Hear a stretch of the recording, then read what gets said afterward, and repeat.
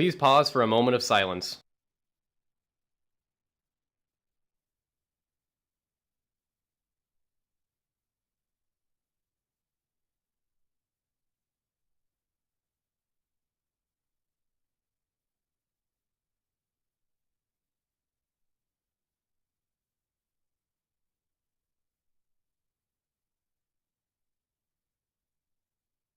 Please stand for the pledges. I pledge allegiance to the flag of the United States of America and to the republic for which it stands, one nation, under God, indivisible, with liberty and justice for all. Now for the Texas Pledge. Honor the Texas flag. I pledge allegiance to thee, Texas, one state, under God, one and indivisible. NHS Drumline, a special game review. A preview of the Texan Spirit shirt, and we turn our backs on drugs.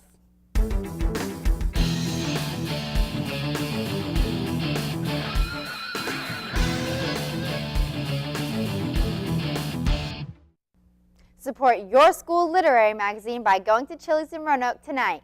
If you bring a flyer that you can get in room 822, 10% of the proceeds will go to funding to this spring's literary magazine. Just a reminder, tomorrow is the deadline to submit entries into the 2011 Crime Stoppers Art and Poster Contest. There's $150 available for prizes, divided between adult and student entries. For more information, see Deputy Quigley in the cop shop. He has entry forms that must be completed along with the submission.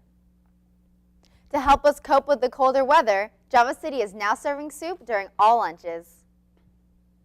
There will be a Technology Student Association meeting tomorrow at 8 a.m. in room 620. Applications are available in room 620, and today is the last day to submit them.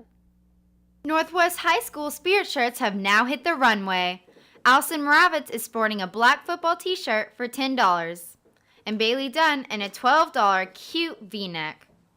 Support the STEM Academy and the School Spirit Committee by buying t-shirts. They can be purchased in Mrs. Ingram's room in 2306 or during all lunches this week only. So get them while they're hot. To break, relax with a little game. Here's Hunter Viverito with the infamous 2 game review. Hey Northwest, Cole McGrath and I are back with an electrifying game review for Infamous 2. Check it out.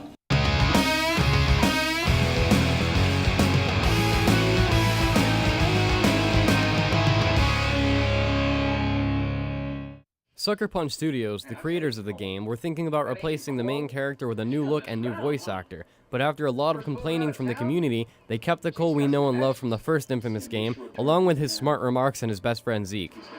Following in the footsteps of many great games released previously, Infamous 2 hooks players at the start of the game with an epic boss fight. What sets Infamous 2 apart from other games that start with boss fights is that the boss, actually called the Beast, completely destroys the setting for the previous game, Empire City.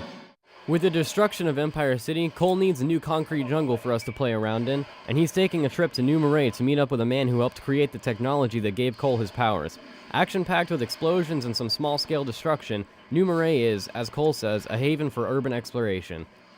I am a little disappointed with the new style of dead drops, though. Birds can be found flying around New Marais low and high, with collars on that contain encrypted data that secret agents use to communicate with. They are a little buggy, and it can be instantaneously noticed on the first dead drop you find. The bird gets stuck hanging in midair, and although it just requires one more static burst to knock him to the ground, it's disappointing to see the developers miss something so simple to notice.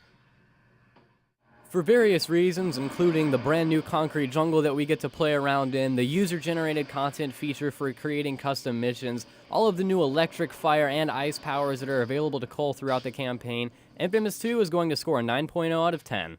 Just a heads up, due to some time restrictions, I had to cut out a lot of footage of this game review, and to check out the full edition, go ahead and search on YouTube for NHSTV Infamous 2 Game Review. I'll see you guys around New Marais, or maybe it's going to be destroyed by the Beast, who knows. I'll see you next time. For NHSTV, I'm Hunter Viverito.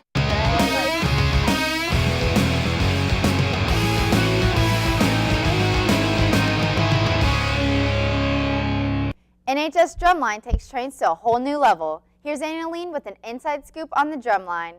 Northwest High School's Battery and Pit come together under the direction of Chad Gibson to put on a dramatic drumline show exploring the world of trains, incorporating its actual history. The students work many hours every week to get this show together.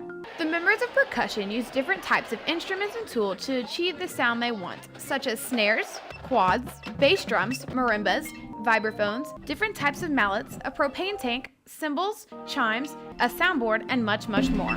And use props like actual railroad crossing arms. Volunteers have dedicated their time to paint the floor to look like a real railroad track and to build and hand paint 4 very tall trains. The Drumline recently placed top 5 in their last percussion competition and are currently getting ready for the Lone Star percussion competition.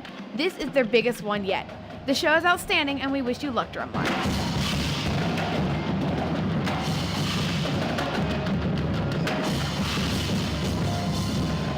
For NHSTV, I'm Annalene Priest. That's all for today's show. Stay tuned tomorrow for the Harkins movie preview and a special interview with Coach Patterson. And remember to ride out tomorrow for Ride Out Drugs. Have a tremendous Thursday, Texans.